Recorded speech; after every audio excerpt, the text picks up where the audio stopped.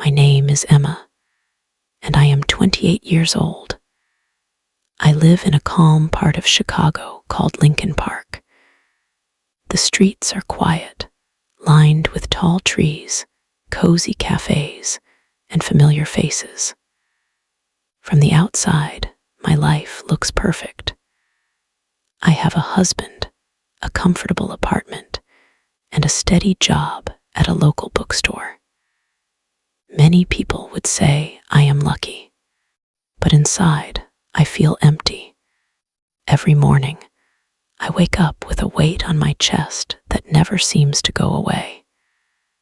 A year ago, I made a decision that changed everything. I married a man named Leo. He is kind, warm, and always gentle. He smiles easily and treats me with care. But the truth is painful. I do not love him. I didn't marry Leo because my heart chose him. I married him because I was broken. Before Leo, there was Alex, the man who shattered my heart. When that relationship ended, I felt angry, lonely, and desperate to escape the pain. When Leo asked me to marry him, I said yes. Hopping marriage would heal me. I believed love might come later, but it never did.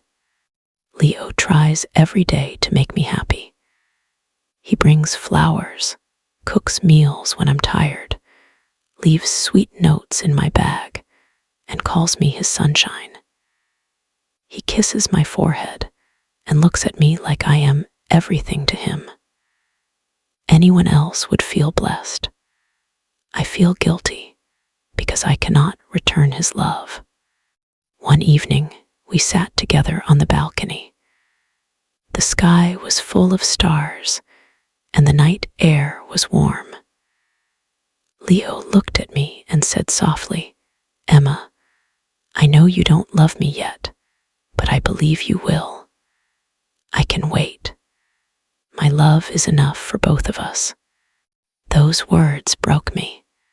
He was full of hope, and I was full of silence. I smiled when I felt nothing. I thanked him when my heart was empty. I felt like I was playing a role in a life that wasn't truly mine. My mother once told me that love can grow with time, that marriage is built on patience and respect. I tried to believe that. I tried to wait. But with every passing day, I felt more lost. One Friday, Leo prepared a romantic dinner, candles, music, my favorite meal. He wore the shirt I liked and told me I was his whole world. I smiled, but inside I felt numb. It felt like acting on a stage, not living my own story. Later, we walked to the park where he had proposed. He smiled, remembering that day, while my heart screamed the truth I couldn't say out loud. That night, I couldn't sleep. I stared at the ceiling, wondering if happiness would ever return. The next day, my best friend Nena called me. I couldn't pretend anymore.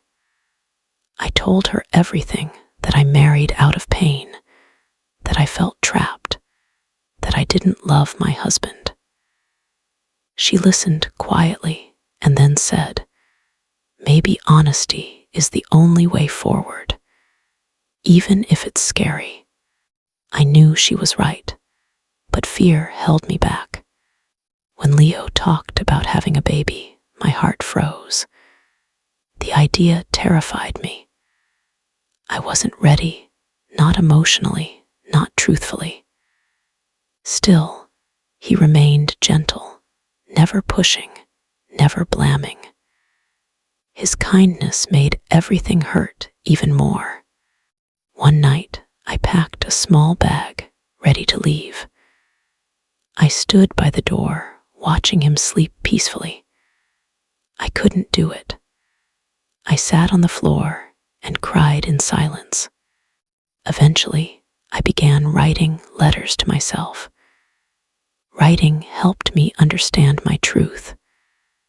I wasn't a bad person. I made a mistake while I was hurting. But staying silent was hurting us both. One evening, I finally told Leo the truth. I told him I cared for him deeply, but I had never been in love. I told him I married him while broken, hoping love would appear later.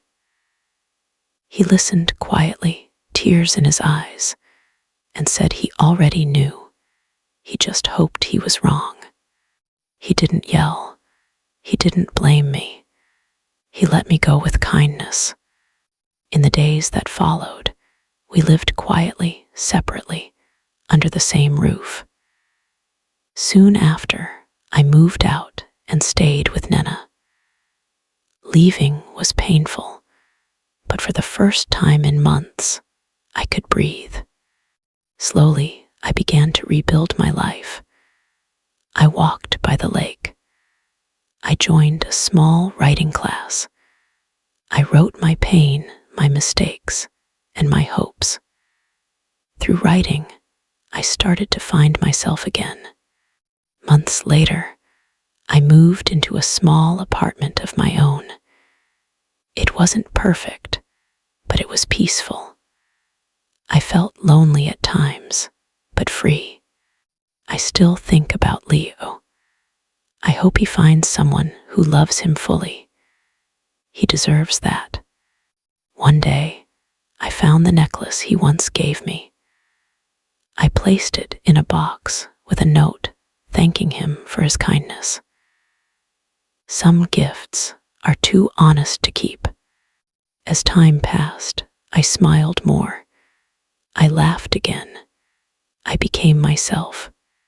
This isn't a perfect love story.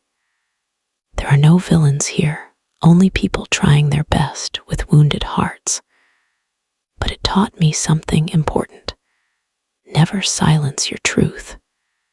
Never choose fear over honesty. And never stay where your heart cannot live. If you are listening to this and feel the same way, know this: you are not alone. It's okay to make mistakes. It's okay to start again. Be brave enough to listen to your heart. Thank you for listening to my story. Please subscribe and like.